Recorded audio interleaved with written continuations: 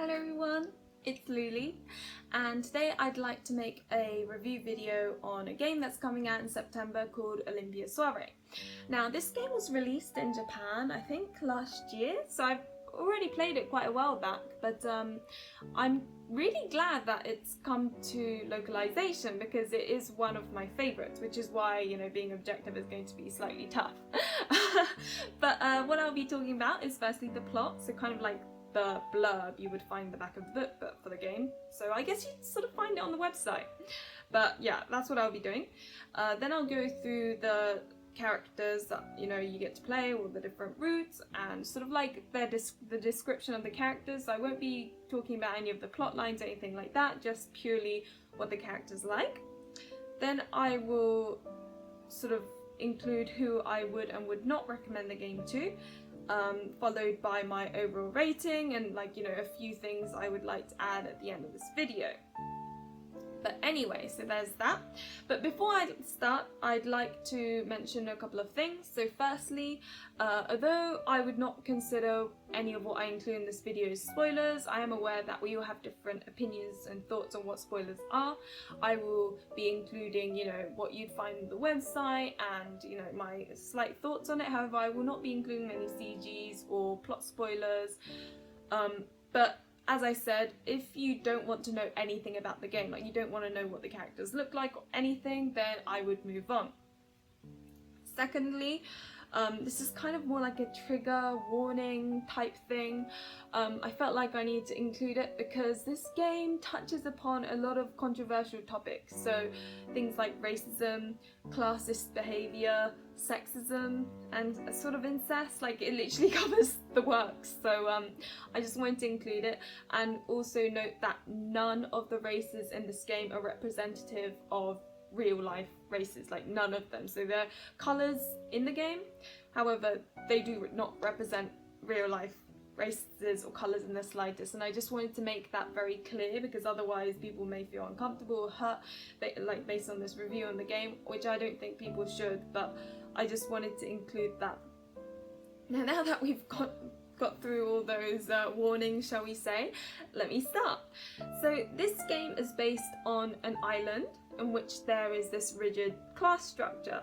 So you've got the upper class, which consist of the primary colours. So you've got red, yellow and blue.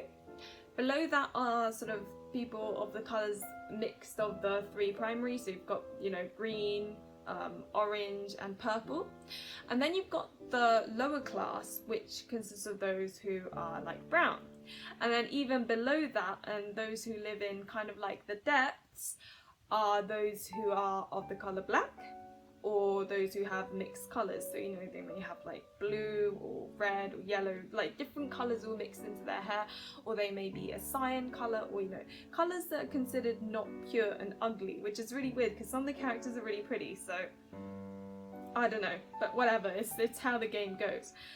Now the main character is very special. She's completely different to any of those colours because she comes from an island off of the main island, within which those of the colour white only exist. And the reason why she is the colour of white is because the people who live there are considered the daughters of the goddess of light, and as such she kind of looks like completely pale and, well, okay, I'll put a picture up, but anyway. And the problem is that they are able to bring the light, like the sun, to come up. However, everyone apart from this one girl, the main character, was wiped out for reasons that I will not include, but that's what happened. And so the premise of the story is that she needs to carry on the bloodline because there needs to be more daughters of the goddess, I guess. So what she needs to do is to find a husband and get married and have kids to continue the bloodline and ensure that the sun can continually come up in the day. Which is kind of a weird premise if you think about it, it's like, oh, you have to find a husband, go have a look. But in a way it's kind of sweet in the sense that, so in this world it's really messed up. So if someone from the top, like the primary colors, sort of has, you know, makes love with someone from like the brown class or below, it's considered a crime, and they either get sent to death or executed. It's like one or the other, and it's considered a serious crime. I can't remember why, but it is, and I'm not going to say even if I knew why, because that would be spoilers. So it's kind of sweet that she gets to choose no matter what the colour, and this is something that no one else gets to go through. So in that way it's sort of sweet, and it's lucky that she's able to find her other half, shall we say, without any restrictions. Now there are 6 playable characters. You have Riku, who is the colour of blue. You have Tokisada, who is the colour of green. You have Akaza, which is the colour of red. You have Yosuga, who is the colour of purple. You have Kuroba, which is the colour of black. Then you have Himuka, which is kind of like a weird colour of his own. I don't know what he is, to be honest. He's a grey colour, but I can't remember where he is. He's loud on the surface though, so I really don't know how it works, and I can't remember, but I guess you'll just have to play the game to find out.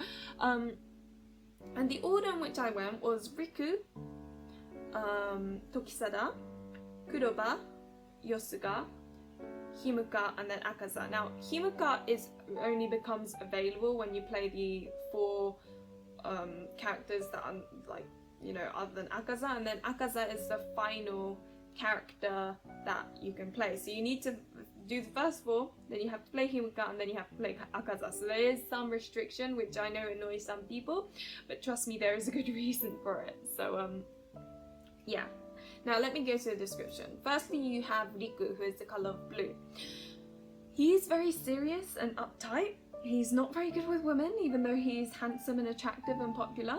And yeah, he's a bit of a tsun character. He's very tsundere, and I found him very sweet. Initially, I wasn't sure how I felt about him, because I thought he'd be like a kudere type character, you know, that's just silent and doesn't say much, and that's it, type of thing. But it's quite fun to see him all rigid and uptight and then go blushy and adorable. It's cute to see him from going like that to gradually becoming more and more blushy with the main character. So although initially I wasn't so sure of him, I really enjoyed him, and it is very much a route in which Olympia, the main character, has to really push to try and open up that shell of his, because he just doesn't really open up very easily. So it's very much a route like that. Now the second character I played was Tokisada. Yeah, Tokisada. He's the colour of green. Now firstly, when I saw him, I wasn't really sure, because he does have the shota thing going on, which is, you know, when the character looks a little bit like a child almost, and normally that is off-putting for me. However, he was pleasantly surprising, and in fact, one of his scenes is my favourite. He's not my favourite character, but one of his scenes is really, really good, and I call it the rain scene, and I won't go into detail, but you'll know what I mean when you play this character. And the rain scene is my favourite scene. It's just so beautiful and steamy. So yeah, and he's very much kind of like puppy-like. He's very upbeat, happy, that sort of thing, but he does have his own issues, and I guess getting to know his like almost other side is interesting, because you know, he appears happy, but then as I said, he has issues, and learning about them is part of the fun in this route. Now the third route I played was Kuroba. Kuroba is the colour of black. He's my favourite character. Yeah, he's the best boy for me. And yeah, initially looks wise, he's not really my type, because I normally like long haired guys, but his personality, oh my god. He's the caring, confident type that I think is quite attractive, because he's very good at taking the lead and acting like a gentleman.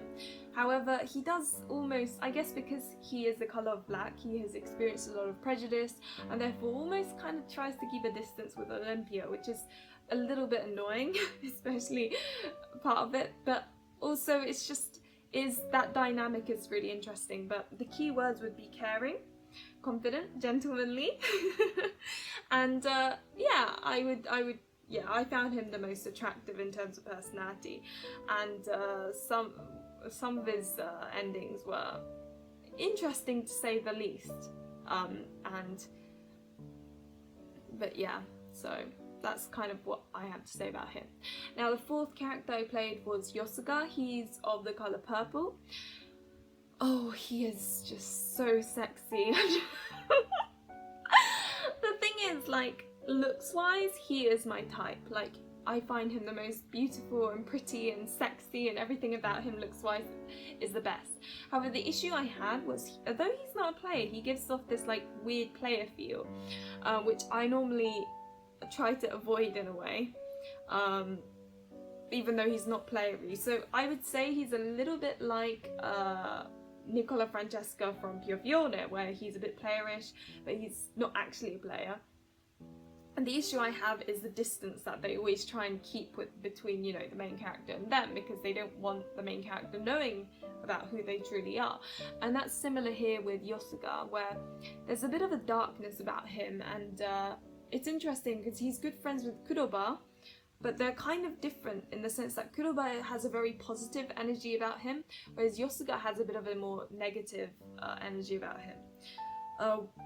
One of his bad endings, I think, is one of my favourites. I thought it was really good. I'm not going to go into detail, but one of his bad endings was, it left a big impression, let's put it that way. And yeah, so he's very mysterious, and I think part of the fun of this route is, you know, because he's mysterious, little bits of him appear every now and then, and that makes you want to know more and more about him, and it does feel really good when, you know, you finally understand, you finally cracked the shell and you've got in, and you're like, yes, I finally know you well enough. But yeah, he's a fun character in that sense. Now the fifth character is the obligatory fifth character, Himuka. He's, I don't know, I enjoyed his route surprisingly, but when I saw him I was really not looking forward to him, because he is the most childlike character, and I mean, he has long hair, so he's quite girly as well. So yeah, I know I said long hair is my type, but like super long and super petite and shota, so he's really like the opposite of my type in that sense, and so I was really not looking forward to his route.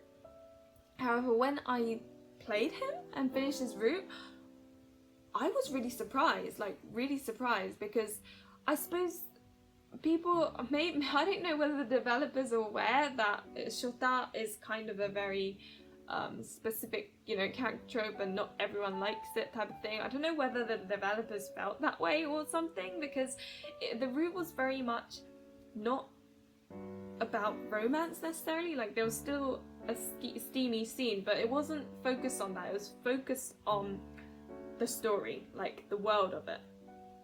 And yeah, so I enjoyed the story in the sense that I wasn't necessarily, you know, falling head over heels over the character, but his character route allowed you to literally learn about the world of like how this island came into play, how Olympia's island is the way it is, and like all the stories of how it was made and all of this. And so it was almost like a truth ending where you learned about all that happened, and I love truth endings because it feels so good when all those unanswered questions are answered through the route. So in that sense, I really enjoyed him, and I would say that his route is very much about the story than the romance. And then I come to the sixth character. Now I know I said this for Gilbert in Pure Fiore as well, but oh, Akaza, and he's the colour of red, before I forget to mention that, but oh, Akaza, he is husband material. He's one of those guys. Now, normally I don't really like the poster boys. I find them very bland. Like, I mean, they're cool and all, but like, I just normally don't find them all that interesting. However, Akaza was a different story. He's very confident. He's one of those guys that are good at everything. He's gentlemanly, but I guess the best trait is he's a little bit cocky, and in Otome games I like that kind of cocky feel about a character, and there's none of this, you know, playing games of, oh my god, he's being distant, or there's none of that. He's just very forward and honest right from the start. And yeah, I really enjoyed his route. And it's funny because you think Himuka's route reveals everything already. No, when you play Akaza's route, there is even more. So I think there's a good reason why they locked Akaza's character, because I just kind of felt like if you didn't play it in that route, everything would be ruined in a way, because you'd already know everything. And yeah, so you learn a lot in Himuka's route, and then you go to Akaza's route and you learn even more, and it feels really good because then you're kind of like at ease, like, oh, okay, so this is why everything happened.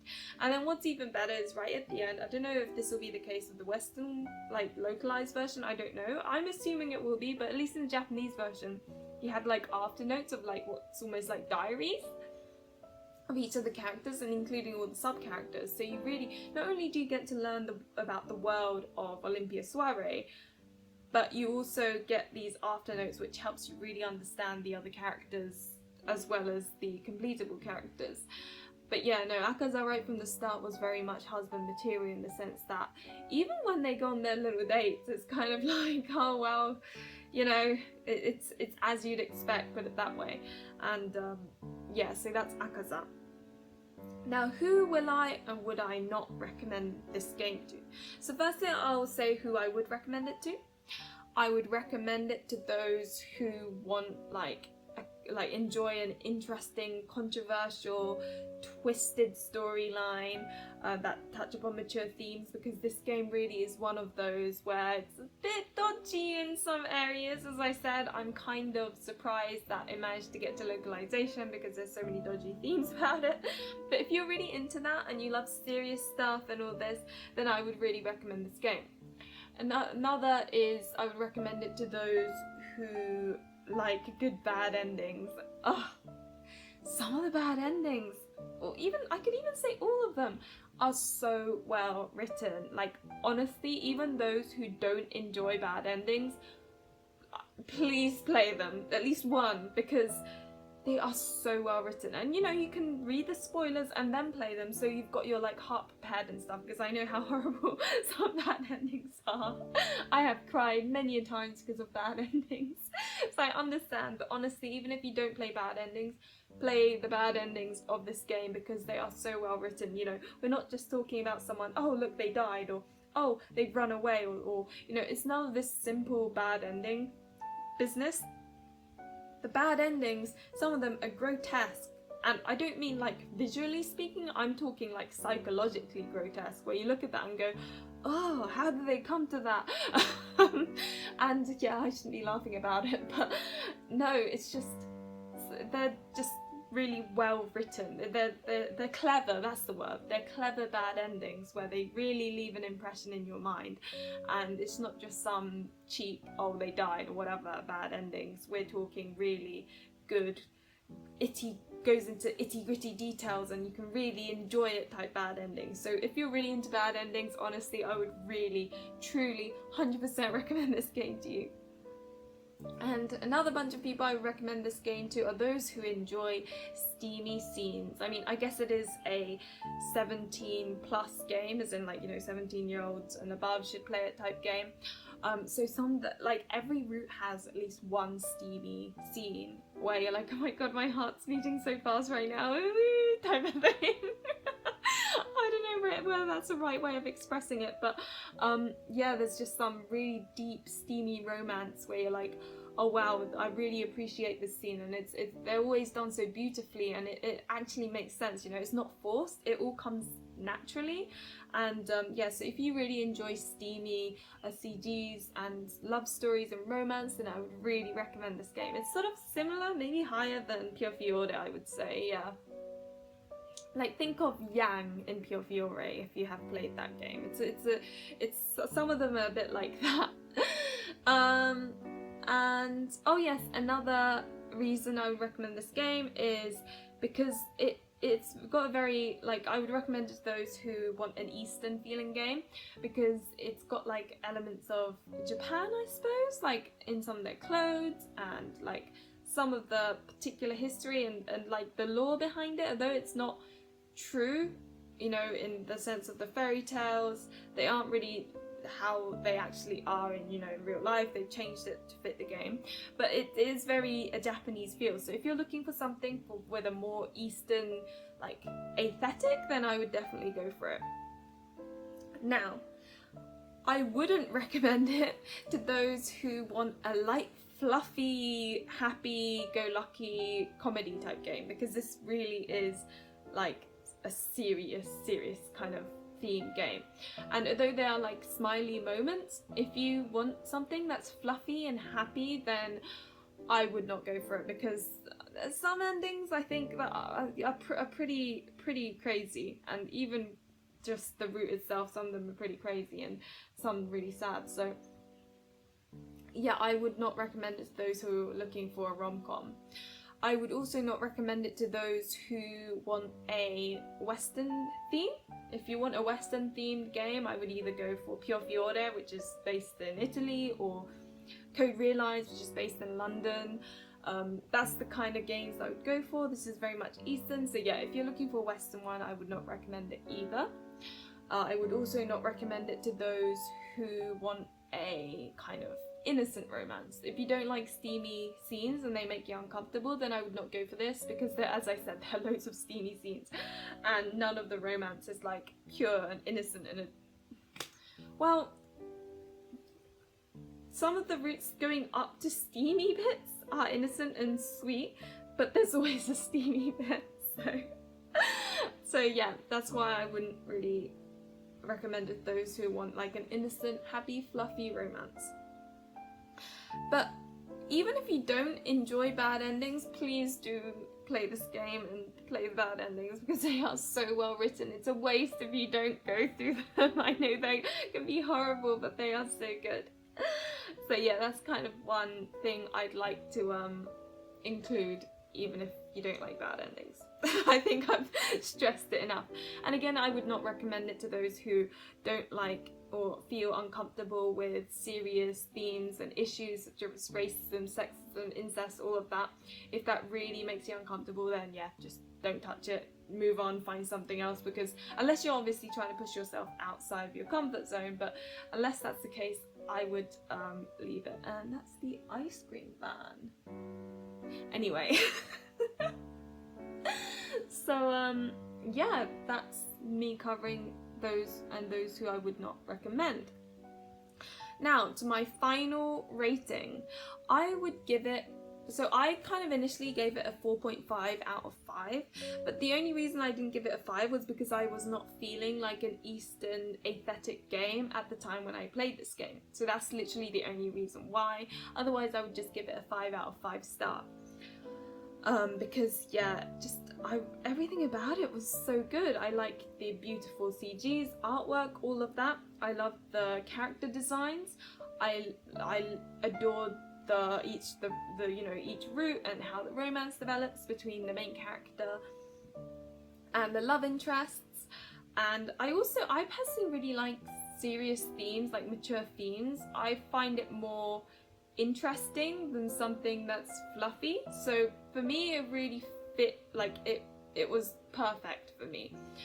So in that sense, I really enjoyed it too. And yeah, oh, the steamy scenes, they were just such like heart racing, whoo, kind of scenes. So, and I really like that, because it kind of makes, like, getting butterflies is so much fun. So that's why I really liked those scenes as well, because there was just so much romance, and it's so beautiful and everything about it. So yeah, it was really hard being objective with this review. But yeah, my rating is a 5 out of 5. And another thing I'd like to kind of quickly mention before I end this review is that another thing that's good about this game is the sub-characters. Like, the sub-characters is really good, they're really well thought out, and they're all very 3D in the sense that they're not just placed there for the sake of the plot, they're placed there with their own personalities, their own visual looks, and their own thing going on. And I really appreciate that in a game. It's like in Code Realize, I really appreciate Queen Victoria. She's one of my favourite characters because of, and you know, some of the scenes in that game, I actually appreciated more, the sub-characters more than the actual characters themselves sometimes. And it was like this with this game as well. In Olympia Soiree, you get these characters that are, you know, they aren't like of the main story, but they kind of appear here and there in all of the routes. And in some routes you're like, oh, you're actually a really good guy. Well, in others you're like, oh my god, I hate you, you know. And it's only after you've gone through all the routes that you can kind of almost form an opinion about each of these characters. So I think in that sense it was pretty good too. Oh, and if you do plan on buying it, let me tell you that I really truly recommend you playing Riku first. And the reason why I say this is because playing Riku gives you the kind of sense of the world, so you know how the hierarchy is and like what the issues on the island are. So I would really recommend playing Riku first if you do buy this game. So that's one last thing that I had to mention. But anyway, thank you very much for watching this video. Remember to like and subscribe if you enjoyed this content, and if you do have any questions, please do either, you know, comment it or contact me on Discord or whatever. I'd be happy to answer your questions. And yeah, again, thank you very much for watching, and hopefully I'll see you in another one of my videos.